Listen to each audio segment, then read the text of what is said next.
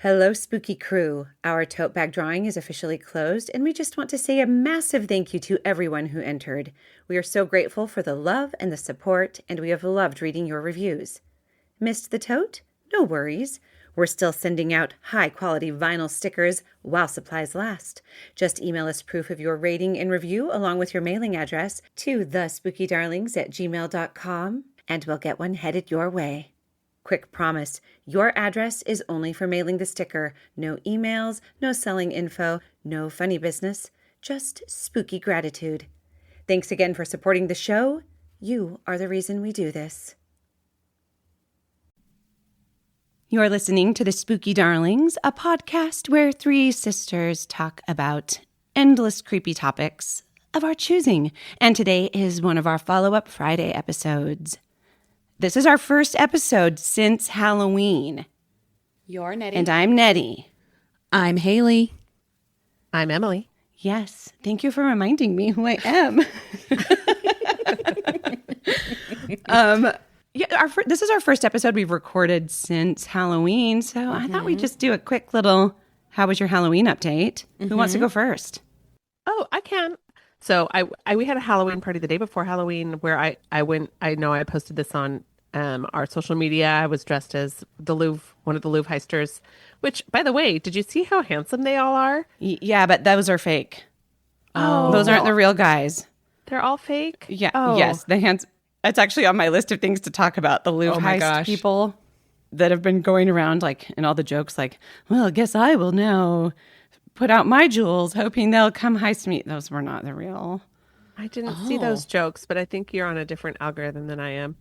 My algorithm is, what is the truth?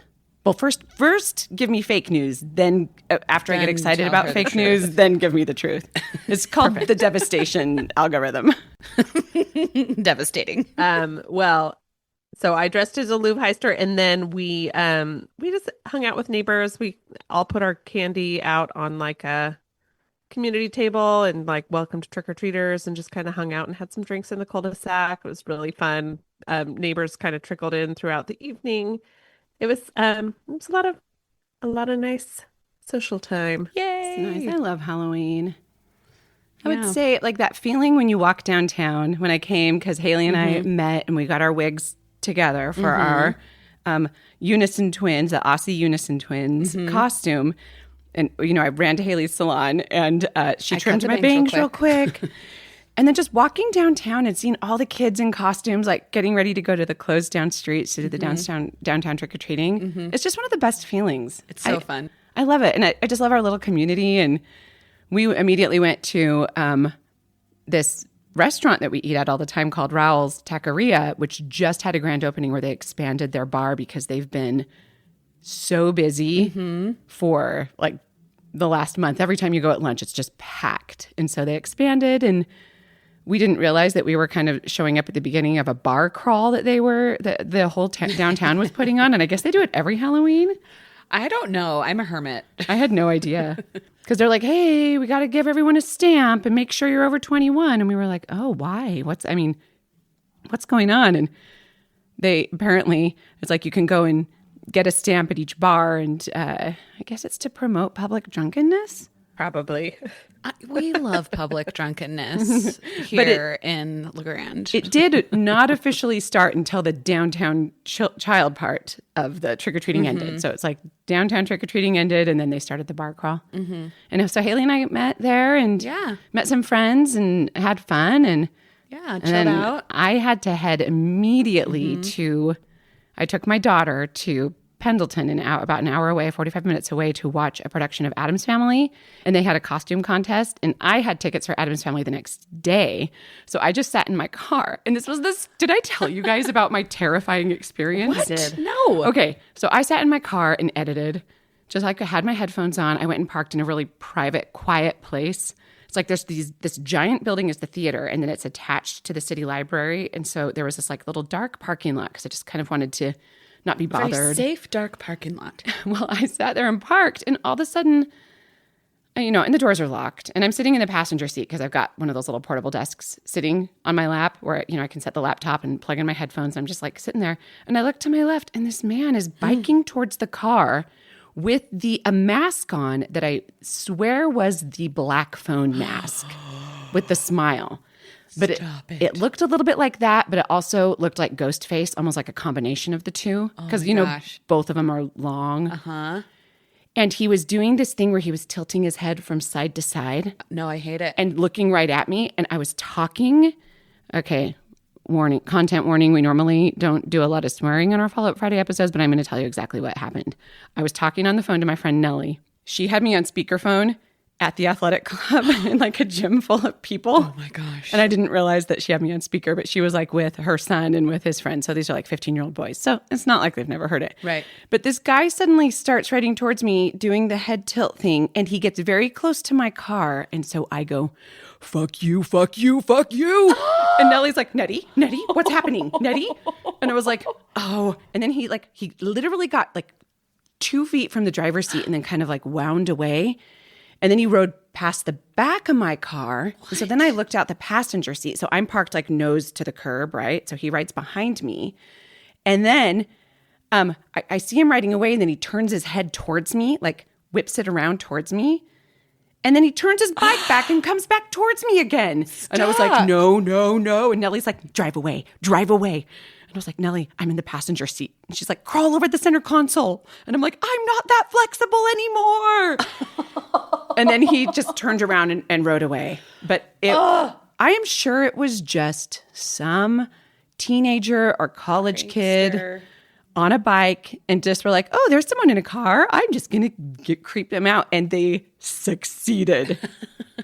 All right, creepy biking person. If you listen to this podcast, let us know. And then my poor Nellie, your side of the story. I was like, did you have me on speakerphone? Did your son and his friend hear that? And she's like, yeah, but it's fine. It's totally fine. I'm glad you're okay. That reminds me of one night at the salon. I think this was like 2 years ago, but 2 girls were there late at night doing each other's hair. And some teenagers on scooters started riding through it's like a pretty secluded parking lot. They just were riding across the parking lot in a ghost costume, just with the sheet on and eyes cut out. Why? And they were so freaked out. I don't know. It was just, it's funny in hindsight, but it freaked him out at the time because it was like 1 a.m, Mm-hmm. Oh, geez, that late? Were they like recording content or something? Like, let's go to this dark parking lot and not that we could tell. Oh, who knows? Just, just riding a scooter with the sheet on. Bunch of ding dongs. Did I just say that was the day after Halloween? That was Halloween night. I saw the play the day after Halloween, but that thing that happened to me was actually Halloween night. Yeah, and then I went home. That was fine. And then Halloween party the next day. Yay! Which was super fun. Brent and I dressed as Wayne and Garth. I can send you a picture of that too, I would Emmy, love a to put on the socials if you want. Well, after you left, when you left, Zane and his buddies were ready to go. So I just took him and his friends home and they watched a scary movie.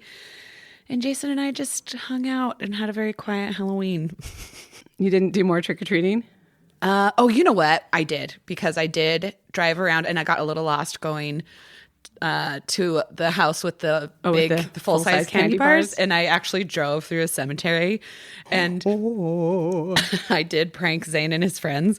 And I slammed on the brakes while we were driving super slow through the cemetery. And I just go, ah! And I just like point and they're all like, oh, and like, but then they're like, of course, being like, I wasn't scared. I wasn't scared at all. And so then we did a little more trick-or-treating, and then we went back to the house. The boys were pretty tuckered.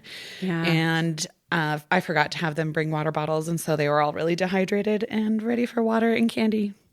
Yeah, that nutritious Halloween meal of candy. Mm-hmm. Yeah, it was great though. I really loved this like spooky season. I loved this October. Yeah. It was really nice. I'm glad we like prioritized scary movies. Yes, for once. Yeah. And prioritized talking about scary movies. And I can't wait for next year.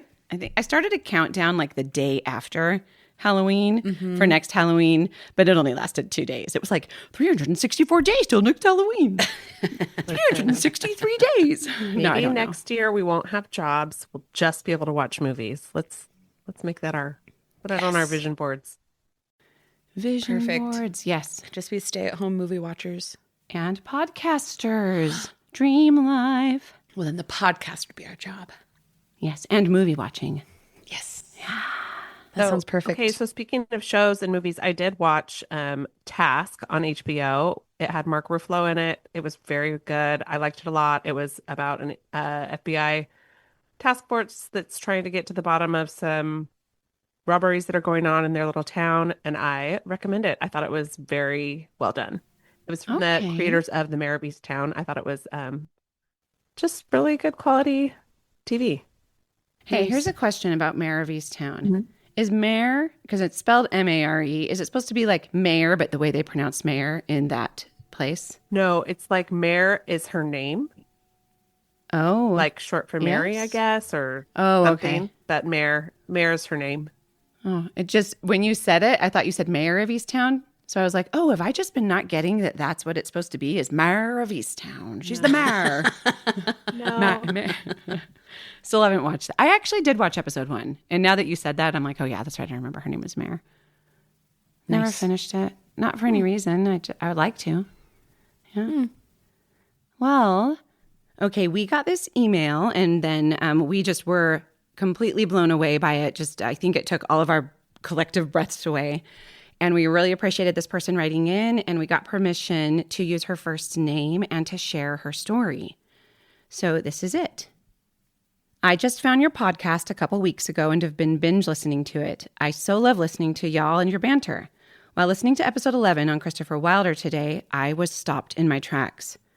While living in Colorado Springs, Colorado, sometime in the early 80s, I can't remember exactly how old I was, but I was still young at the time, so around 9 to 12 years old. I was born in 1972. I remember him telling me if I ran, he would kill my sister. We ended up at the back of what I believe was a school. There was nothing but woods behind us. He made us take off all our clothes and took sexually explicit pictures of us. When he was done taking pictures, he made us sit down, still naked, facing the brick wall with our head down on our knees, like they used to make us sit while doing tornado drills. He told us to close our eyes and count very slowly to 100. He told us if we followed him or told anyone, he would come back and kill our whole family. I vaguely remember telling either my mom or grandma, but do not recall any police speaking with us. No one spoke about it again, and I just internalized everything. The next several years after this were bad for me. I started getting into trouble, skipping school, running away, and just very rebellious. I spent a lot of time over the years thinking about what happened and wondering who that man was. Did he ever do it again? Did it escalate? Even though there are similarities in what happened to us and the horrific things Christopher Wilder put his victims through, whomever this man is or was that decided to take us from the park that day and change our lives forever, I'm just thankful we were left alive. He did not rape us or beat us physically, but he did mentally scar us. I just had an overwhelming need to email and tell our story. I wish I would have felt able to talk to my sister, mother, or grandma about this back then. Unfortunately, I am not able to now. Stay spooky, you lovely ladies. Melissa. Oh my gosh. It's like still, even though I like have read that email before, it still just is so. I read it a dozen times when I got it, and I kept getting whole body chills, and it's so, I mean, the timeline does line up. It could have been Christopher Wilder. There's no way to say if it was or wasn't, but he was in Colorado during that. And he had previously kidnapped sisters and, done something similar. He was just such a monster. It's like regardless if it was Christopher Wilder or not, whoever she ran into that day with her sister, like it was a predator and it was someone dangerous and they survived. And I can't imagine. I mean, I can't imagine not ever having being given the tools to process it, like talking to your grandma and your mom about it, and they probably felt like they didn't know what to do about it either. And the best way to handle things, maybe back then in the 80s, was just you don't talk about it anymore, and hopefully you forget it and move on. But we know that doesn't work. Yeah, it just doesn't work. Yeah, we did have a little bit more of an exchange. Nettie, do you want to share more of what she said in the second email? Yeah. Should I read our email to her? Yeah. Okay, I'll do that. Okay, so we responded, Also, she said we could use her first name and last initial, and so I'm just going to say it's Melissa M. Dear Melissa, thank you so much for reaching out and sharing your story. We are truly honored that you felt comfortable and safe enough to share such a personal and painful memory with us. Reading your email stopped us in our tracks. It literally took our breath away. What you and your sister went through is terrifying and must have been incredibly confusing. No child should have to experience something like that, especially without support and protection afterwards. Trauma like that leaves lasting scars emotionally and physically. It's no wonder that you went through some rough years after this horrific event. You were trying to survive and process something you never should have had to experience, and you were given no tools to help. We also want to acknowledge how heavy and heartbreaking it must feel to wish for conversations that now can't happen. We're sure you have so many questions for your sister, mother, and grandmother. Losing the chance to speak with loved ones about painful events can cause its own kind of grief. Your courage in speaking up now and giving a voice to your younger self after so many years is powerful and meaningful. The details in your story, the camera, the location, the timeline, are very unsettling in the way they line up with the period of time when Wilder was active. It is entirely possible you crossed paths with this awful man. Regardless of if it was Wilder or not, you crossed paths with someone incredibly dangerous and came out a survivor. If you are comfortable, we would be honored to share your story on the podcast. Stories like yours matter because they remind people they are not alone, that traumatic events cannot be put in a box, and that victims deserve the chance to be heard and to process their experiences. If you give us permission, please let us know whether or not you would like us to use your name or keep it anonymous. We say thank you again, truly, for reaching out and being part of our spooky little community. We are glad to hear you are enjoying the episodes. We are sending you so much love, care, and most of all, admiration. You survived something unimaginable, and having the strength to speak about it now is incredible. Thank you for trusting us. Stay spooky, stay safe, and stay strong, the spooky darlings, Jeanette, Emily, and Haley. Such a good response, Nettie. Thank you. Thank you. I appreciate it. And then she responded to us, Dear Spooky Darlings, I would be honored to have you share my story. Since sending my email, I felt a sort of relief. Only my husband and a few very close friends knew what happened to us. Even though I will never know for certain who that vile man is or was or where he is today, if by sharing our story may help even one person, it was worth it. I just want for every child, woman, or man that has been through something traumatic and life-changing to know that we are not victims. We are survivors.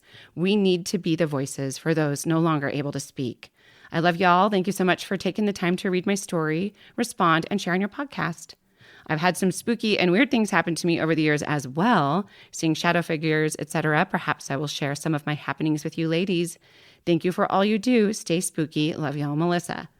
Melissa, write in anytime. Yes, we did respond and said, yes, we would love your spooky stories. So I hope, Melissa, that you will still send your spooky stories in as well. And thank you again, Melissa, for sharing such a personal and, traumatic thing with us. I think it just really, really blew us all away. Mm-hmm.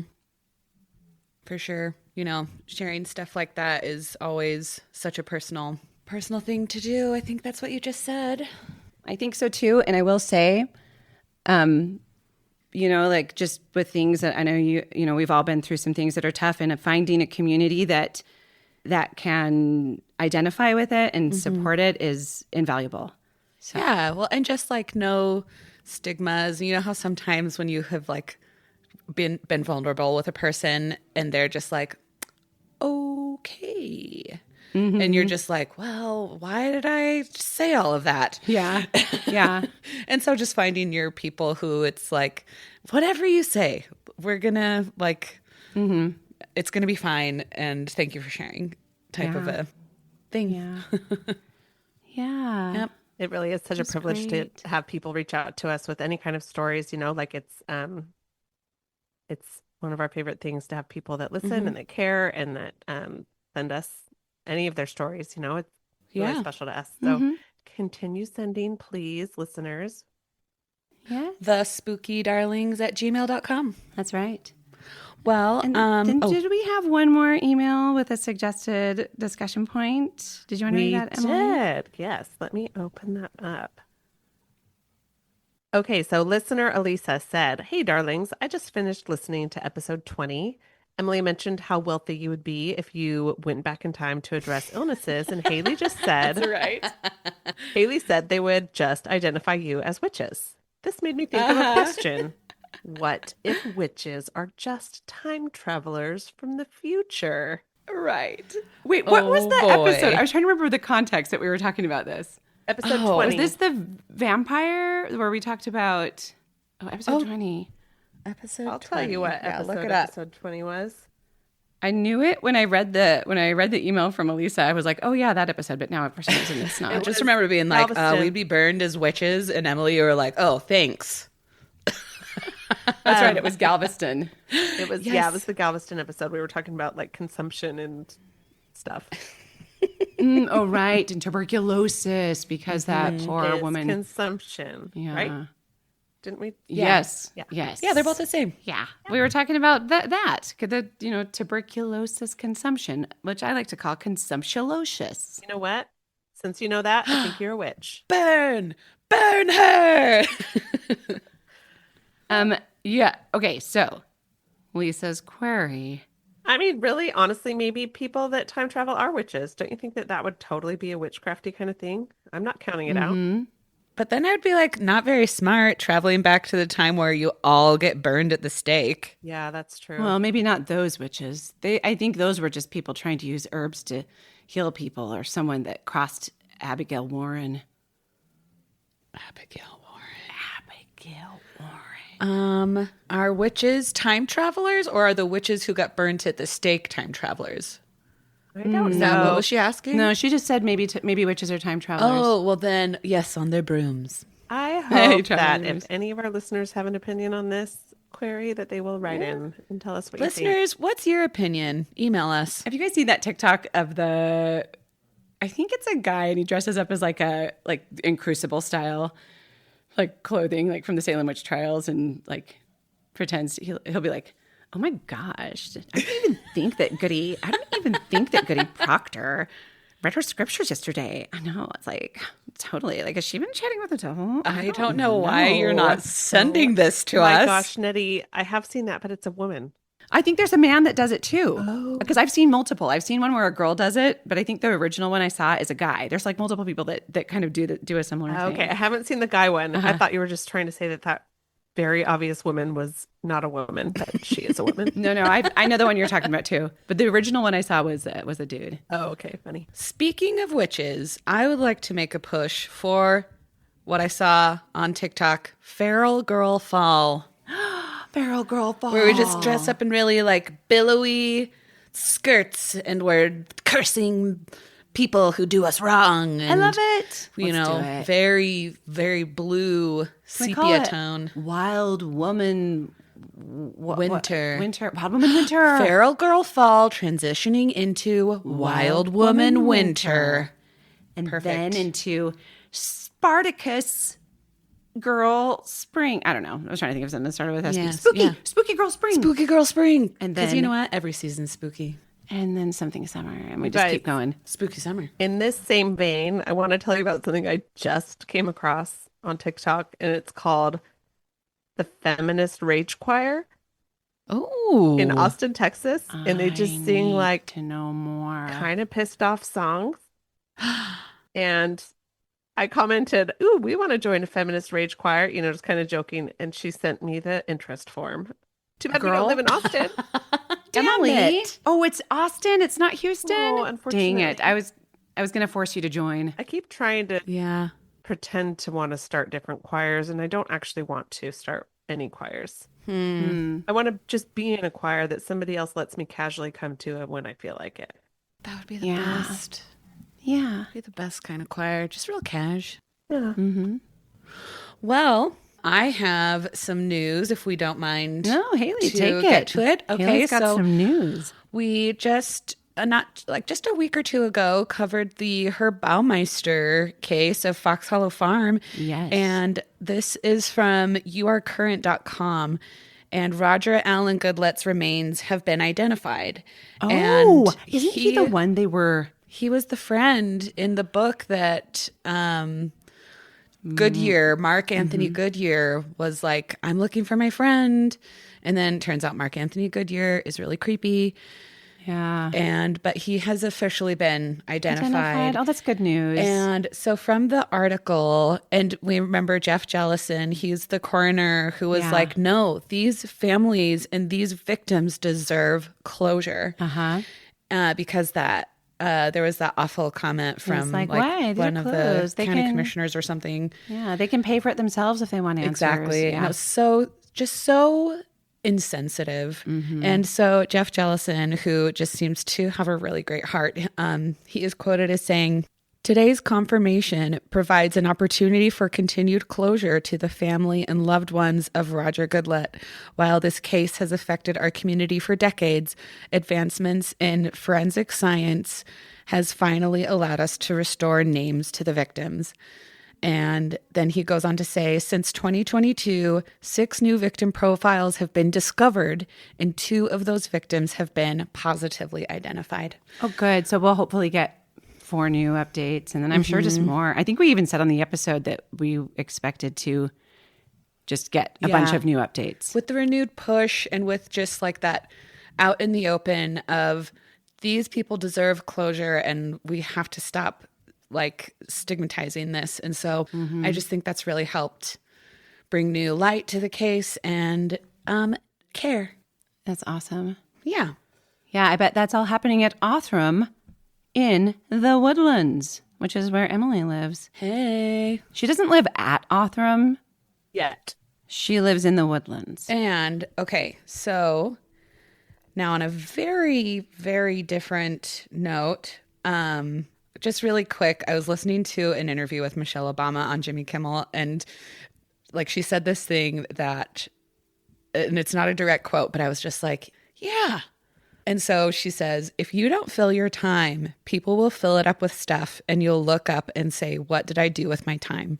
Ooh. And so I'm so happy that I get to spend so much time with my sisters. Honestly, me too. This has just been the best. Being able to spend this time together and to now tell people, I'm sorry, I can't. I'm too busy podcasting. I'm with my sisters. You have to leave me alone. Betty, you've got a ghost flickering in your background. It's just a light. She totally does. It's a ghost light. It has been doing that for like 3 months. Okay. It was like midsummer where I first noticed it was flickering, and I have to get a very tall ladder to change it, so it'll be a while. But it is a little weird that bulb hasn't died yet. I mean, it's been since July. Huh. It's like July, August, October, November. It's like that's 4 months. That is creepy. Maybe it is a ghost. I mean, it is. It's a ghost light. Huh. Okay. So I was just going to say, sorry to follow up on what you said. This is my favorite thing too, just doing this podcast with my sisters and having this to work towards and doing something creative and fun with you guys. It's the best thing ever. Me too. Okay, so I don't know if either of you saw this insane video of a Baltimore cop who is trying to talk to, I guess, a suspect, and I later found out like just this guy was being detained, but like not for any reason. The cop couldn't give a reason. So the guy didn't want to answer his questions and just starts walking away. Cop gets in his patrol car. He is in uniform. He is in his patrol car and speeds after the guy through a field. What? Trying to chase him down. And this guy is fast. So it's crazy. And chasing him through kind of a neighborhood, then down an alleyway where he crashes into the backyard of like a family in an apartment. Oh my! Yeah, he's just taking it a step too far. Clearly. Then he gets out of his cop car and starts to try and chase him. The guy is in much better shape than he is.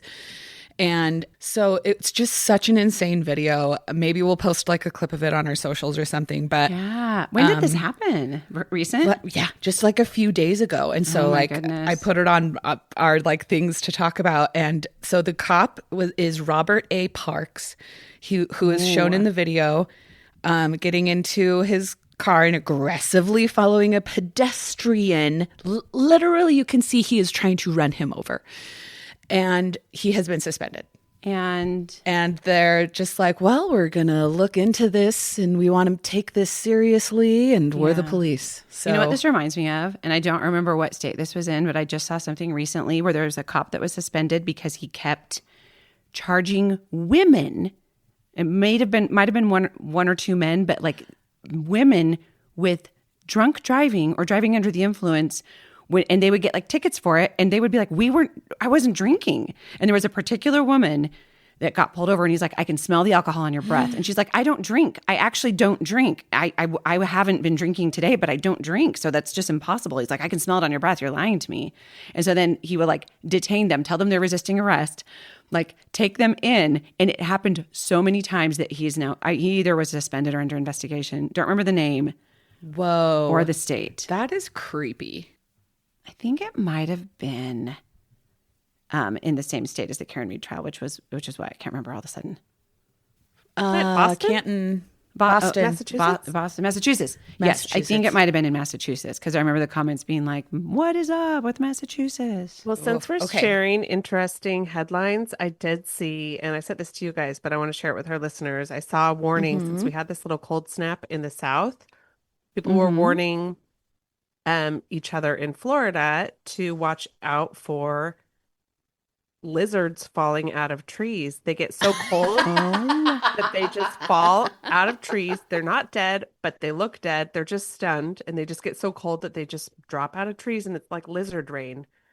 Oh my god! I didn't watch this. Watch for falling lizards. So this is a fun little teaser because our next cryptid crawl, which will be a week from when this Follow-Up Friday is released, our next cryptid crawl is Florida. So you'll get more fun Florida facts or fiction from us coming up soon. Ooh. Florida facts with falling lizards. Emily, that was really great alliteration. Thank you. Fact or fiction? Florida fun Florida facts or fiction? Yeah. With fall, and then you added falling. Yeah, just because I can't help myself. Okay, so speaking of crazy things, a man dressed in a Nazi uniform for Halloween allegedly, and we have to say allegedly, assaulted a woman after being denied entry to a bar. This man's name is Kenneth Leland Morgan, and he smashed a glass pitcher in her face and broke her nose. Oh my gosh. Yeah. Let's arrest him, please. Yeah. And I sent a photo of him to our sister chat so you can see him dressed up in his Nazi uniform, which, guys, gross. Guys, Nazis aren't cool. No. Oh, geez. And yeah, that was pretty crazy. So he has been arrested, I believe. Oh, that poor lady. Yeah. Broken nose. And all because she was like, no, we don't want Nazis in our bar. And he was like, you will accept me. Jeez. So yes, he has been arrested for assault. And then, okay, I don't know. I know barely anything about this. Over 300 piles of human cremains have been found in the Nevada desert outside of Vegas. I did hear about this. Yeah. They think it's actually from a mortuary. Okay. Who is illegally dumping. Because you can scatter ashes, but you in public, like out in the land, but you can't, or in public places, but you can't use public places as means of actually human disposal. So more than just like a few handfuls of ashes. Yeah. So is illegal. Yeah, federal policy allows for the scattering of cremains on public land. Commercial disposal is not permitted. Which a mortuary would be considered. Yeah, and so I just thought that was crazy. Okay, when I saw that headline, I did not assume that it was related to a crematorium. I just thought that there were burn piles of like, you know. Me too. Serial killer? Yeah, I did. Which, yeah, I let my imagination run wild, Nettie. I for sure. Oh, I'm sorry. It was probably a murderer. Too much true crime going on in my brain. It's probably a murderer who has a crematorium in their apartment, in their basement. Yes. I bet you they do. So that is pretty much all I've got. Oh, I've got something. Yay. Nice job, Haley. I love what you brought. Thank you. Okay. You guys know the song Total Eclipse of the Heart? Mm-hmm. You know it, yeah, right, Emily? I do. Yeah. Okay. Yeah, I remember you told me a story about it one time.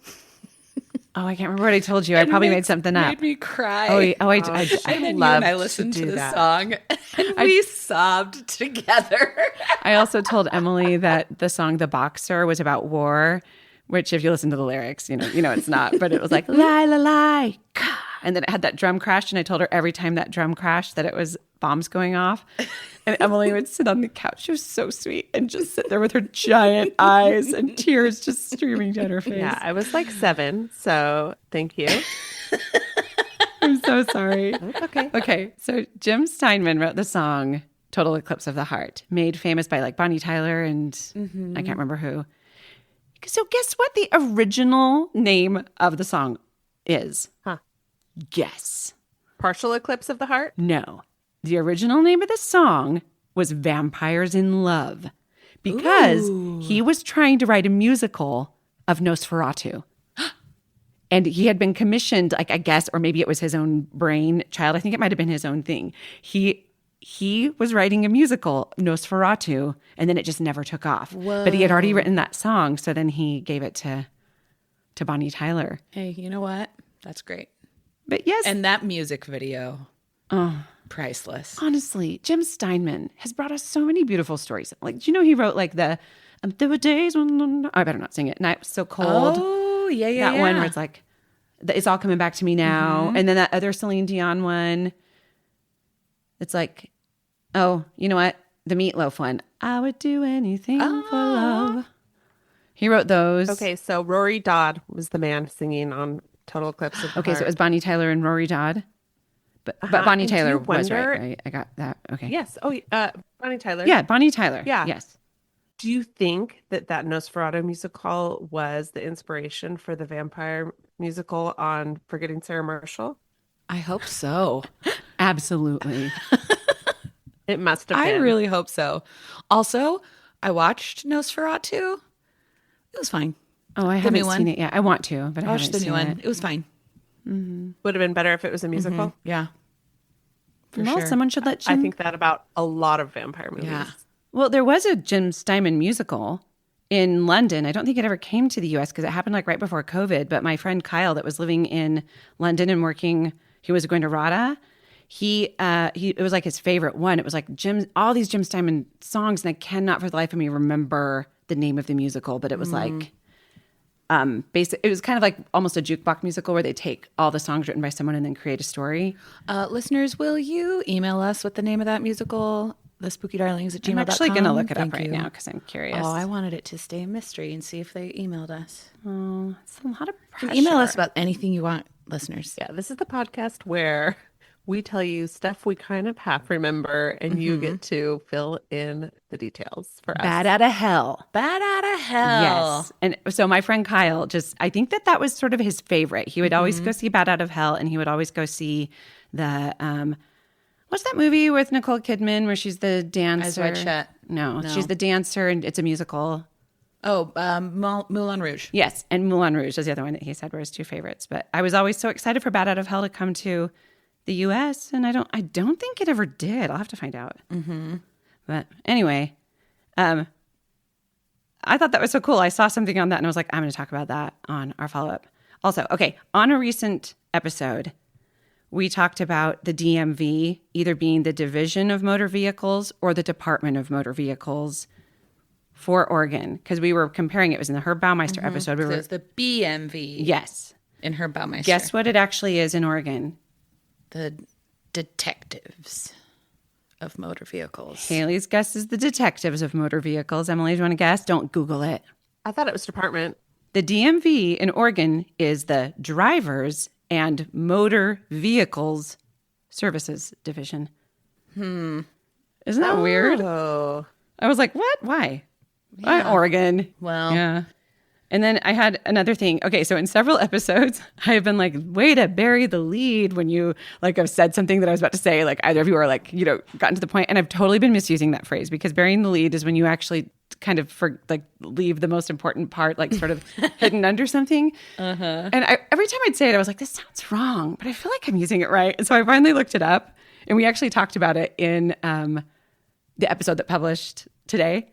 Because we're recording Follow Up Friday, but it's Tuesday, the day the Aaron Davis best friends. Yeah, I think we called it From Friendship to Fatality. Mm-hmm. I say something about burying the lead, and you're like, no, it's the opposite of burying the lead. But for some reason, that didn't stick in my head, and I still kept misusing it. So then I tried That's to look up if there was a name for like the literary device of like giving the punchline away too soon. And no one had anything. It was like, no, there is nothing. It's like we'll call it Nettie is burying the lead. That'll be that'll be the phrase for that meaning. So anyways, for those of you that hear me say that in like 5 or 6 episodes and you're like, hey, dummy, that's not what it means. I know, okay? I know now. Get off our backs. Guess what? The opposite of burying the lead. Guess what? First of all, lead is spelled L-E-D-E, yes. not L-E-A-D. Yeah, I know. I wrote that. Well, good. I just was saying it for our uncovering the listeners. lead. I thought it was for me. The opposite is Beating to the punch. having a good lead. Oh, Having a good lead. Putting the most critical and newsworthy aspects of a story in the very first. okay, so I did see that, but I was looking for it where it's like you give it away too soon. You know what I mean? So the opposite. Showing the lead. Yeah, like you don't want to give the punchline away too soon. So if I'm like telling a story about murder, I don't want to tell you, and I want it to be like a surprise. I don't want to give away like the ending. Well, we could just have to decide what we want it to be, and it'll be our own little catchphrase. Well, because I'm going to go with Nettie's burying the lead. In news headlines, it's like you want to put the most important information like at the beginning. That's sort of like a, just to make sure you're maximizing the usage and giving the information, because the purpose of a news article is, I don't know why I'm showing you this. The purpose of a news article is to disseminate information. Now, am I using the word disseminate wrong? Nettie, we can't trust anything you say anymore. But that's the purpose of news articles, right? But for the purposes of storytelling, sometimes you want to save that for the surprise or for the, like the climax of the story. So like, what's the opposite of like reaching the climax? Oh, that sounds bad. Reaching the climax. Like, what's the opposite of burying the lead? Like, what do you? I think it's having a good hook. And I don't know. Like, maybe we'll find a better. Yeah, but I'm talking about it in actual opposite. The opposite of bury is uncover. Yes, but I mean it in a negative context, not like in where it's used correctly. Does that make sense? Yeah. Let's have a whole episode where we discuss this further. Well, I did talk about it on an episode, and this is follow up. So that's why I'm talking about it. Is it boring? A little? Not anymore. Now it's spicy. Okay, one more thing. We did on our Halloween episode, we did like the Halloween little quiz questions. And I asked you what the biggest haunted house in the U.S. was. And then we realized that they were talking about some cave that's like a haunted attraction, not an actual haunted house. Mm-hmm. I found out what the biggest haunted house in the U.S. is. Do you want to guess? Yeah. No. Winchester. It's not Winchester. It is the Biltmore. The Biltmore estate is something like 5 times the size of the Winchester. We should go there. Where is it? I think it's in like that place that flooded recently, because I remember looking when we were planning our sister trip, I was thinking we should go there, and I tried to look it up and it was closed because of the flooding. So wherever that place is. In Asheville, North Carolina? In North Carolina. Yes. Nice. And do you have the square footage of it, Emmy? Look it up and I'll look up square footage of the Winchester. I mean, it is 175,000 square feet. Isn't that insane? Crazy. Winchester Mystery House square feet. 24,000. That's it. Barely Not even anything. close. Yeah, like a tiny little cottage compared to the Biltmore. Yeah. So anyways, if we decide we want to go to the Biltmore, we're going to have to like seriously go for like a week to We have see to all the bring our rooms. galoshes and our raincoats. Yeah. Yeah. Okay, another fun headline that I saw was that a man has been fined for pretending to be a ghost and shouting woo at people in a cemetery. Or, What? let me get more into it. Woo. That's illegal? That's like, So, 24-year-old Anthony Stollard oh no. Oh, no. was drinking with friends, and he decided to play prank haunting people at the Kingston Cemetery. So, apparently he was making ghost noises and waving his arms about between gravestones. Police were called Oh, my gosh. after reports that he was shouting and being a general nuisance. And when officers turned up, he was pretending. Witnesses said that he was pretending to be a ghost by going woo and flapping his arms. Well, there goes my next year Halloween plans that I already had in place. Yeah, jeez. Well, Unfortunately, he pleaded guilty to using threatening or abusive behavior, likely to cause distress, and was fined 35 euros Oh. plus a 20 euro victim surcharge and 20 I think euro that's only cost. like $70. Yeah. I mean, yeah, maybe sounds worth it. Wait, you said what was the surcharge? 20 euro surcharge. So 35 euros plus 20. So 55 euros. And then what? Plus 20 in costs. Oh, so that's actually more because that's 35. He told police it had been a harmless fun, but magistrates did not think it was so funny. I disagree with the magistrates. So that was in And England. that was from the Instagram account Night Creepy Video. Ooh, night creepy video. So fun. video. Awesome. Okay. Well, thanks for listening. You can find us on Instagram and TikTok at the Spooky Darlings Podcast. And if you have any questions, comments, corrections, or stories of your own, please email us at thespookydarlings@gmail.com. We also have our merch site up. You can find us at thespookydarlings.printful.me. I did want to let you know that we are out of stock on size small of the bone colored hoodie, but we have a bunch of other fun colors in stock of hoodies and beanies and tote bags, etc. So take a look at that. If you like what you just listened to, please do us a quick favor. Take 10 seconds to rate, review, and follow. It really helps us to keep the spooky stories coming. Stay spooky, darlings. Goodbye. Goodbye. 5 stars. Good. I just was going to say, we should say, and also if you hated it, why don't you stick it to us with this 5-star rating? Like, just let us know with all the stars you possibly can. How much you star us. If you hate it, it's actually out of 20 stars. So 5 stars is really bad.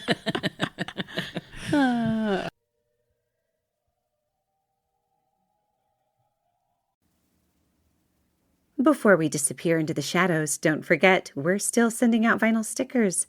Leave us a rating and review and email us proof to thespookydarlings@gmail.com, along with your mailing address, and we'll send you some spooky snail mail while supplies last. And if your heart is still mourning that tote bag, may we gently tempt your way toward our merch store at thespookydarlings.printful.me. Treat yourself. You deserve it. Thanks for listening. And as always, stay spooky.